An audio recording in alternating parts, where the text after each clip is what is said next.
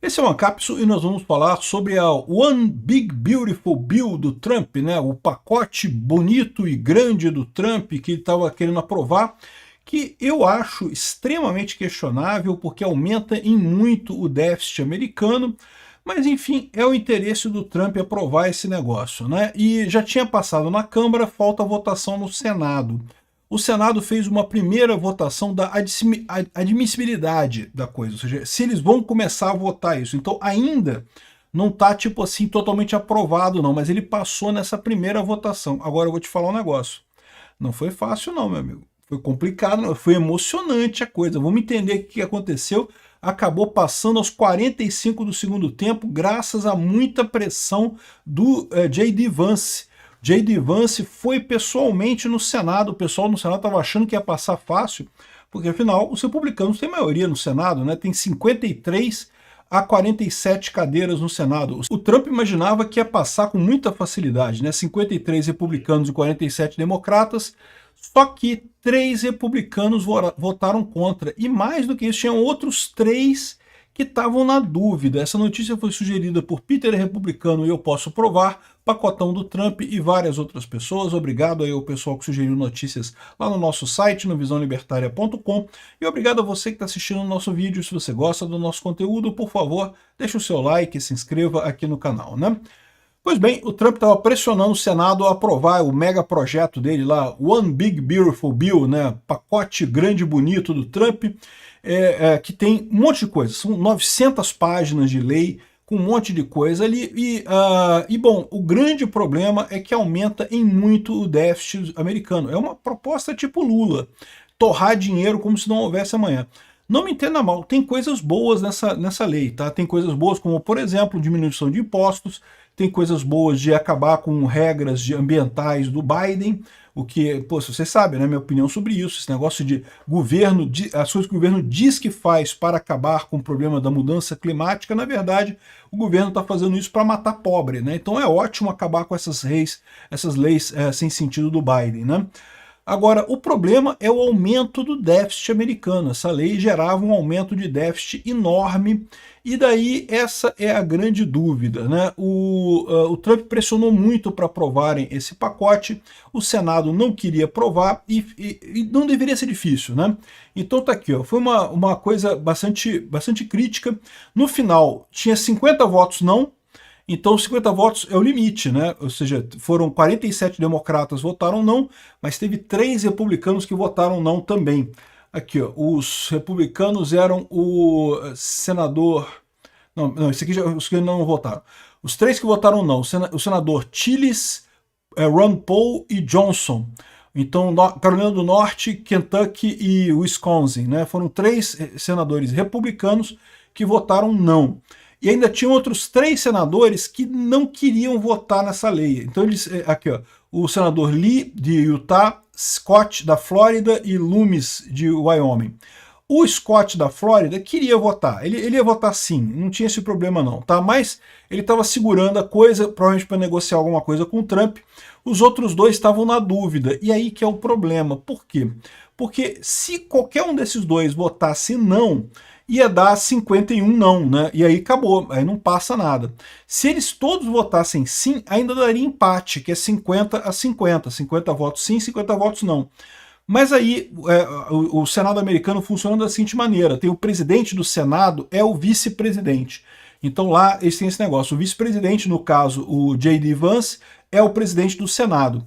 E ele dá o voto de desempate. Então se tiver empatado, se der 50 a 50, como era o caso, ele desempataria, e lógico, desempataria a favor do Trump, então não teria problema, mas precisa chegar a isso, porque se ficar 51 a 49, se não der empate, o presidente do Senado não tem direito a voto. Ele só tem direito a voto quando dá empate nas matérias, né? Então, isso foi a coisa. Quando chegou nesse ponto, já estava 50 não, e os outros 3 estavam reticentes, o J.D. Vance foi lá no Senado, e ele foi a grande figura, ele foi lá, conversou com o pessoal, chamou todo mundo para conversar e coisa e tal, e estava lá para, em caso de empate, acabar com isso, né? E outra coisa importante, se eles não votassem, porque eles poderiam não votar também. Se eles não votassem, perdeu, porque estava 50-47 no final, né? 50-47 ganhou não, ou seja, não vai nem olhar essa lei do Trump. De novo, isso aqui não é a votação do mérito ainda, isso aqui é a votação da admissibilidade. Tipo, vamos começar a votar, vamos começar a trabalhar nessa lei. Aqui no Brasil talvez fosse o caso de votação de urgência, né? Votar a urgência da lei. É verdade também que quando acontece esse tipo de coisa, da mesma forma que acontece aqui, quando você vota a urgência do tema, se tem muito voto para votar a urgência do tema, é porque tem muito voto para aprovar o tema. Então, lá é muito provável que agora que passou o exame da matéria, que também seja aprovada a lei em si, lá no Senado americano. Mas foi por pouco, meu amigo, foi por muito pouco. De novo, se esses 3 senadores dissessem que não vou nem votar, se um deles falasse que não vai votar, acabou, ia dar 50-49, acabou, não vai nem avaliar agora. Até poderia avaliar depois, mais adiante, mas agora não vai avaliar essa lei do Trump. O Trump estava querendo justamente que o Senado aprovasse essa lei antes do 4 de julho. 4 de julho, vocês sabem, é o feriado americano, né, a independência dos Estados Unidos, um feriado muito comemorado lá, uma coisa que seria importante para o Trump fazer isso. Mas tem uma outra agenda do Trump nisso, é aquilo que eu falo para vocês, todo presidente começa muito forte o mandato. À medida que o tempo vai passando, a tendência é a força dele ir diminuindo. Por isso que o Trump botou essa lei agora. Ele queria aprovar esse negócio porque ele sabe que daqui para frente a tendência é ficar mais difícil. Vai chegar ano que vem tem eleições para o Congresso americano, né? Então, ou seja, pode ser que ele não tenha mais uma base tão sólida quanto tem hoje, né? Enfim, essa foi a situação. Agora, a última notícia que a gente teve é que esse cara aqui, o Johnson, que é o de Wisconsin, voltou atrás. Ele mudou o voto dele. Eles aparentemente podem fazer isso lá, né?